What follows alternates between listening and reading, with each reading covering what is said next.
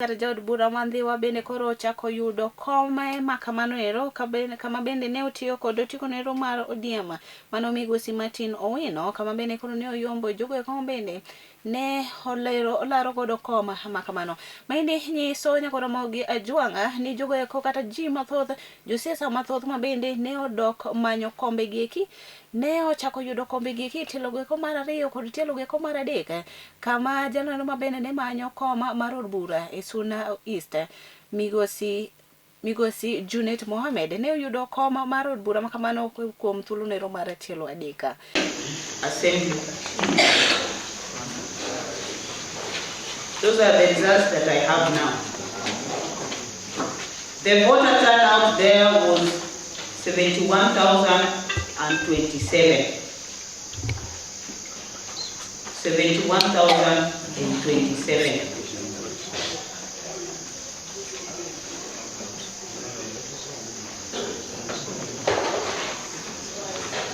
So I'll first of all just give you the results as they appeared in that form 35A, and then I will now declare the winner. Agwanda Michael Ouma was able to get 17,756. God Robert Owuko was able to get 408. Owino Martin Peter was able to get 31,834 votes.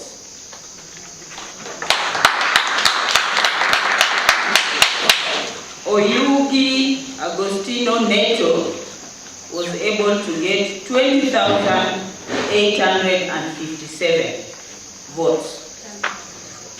Were Barack Omondi got 172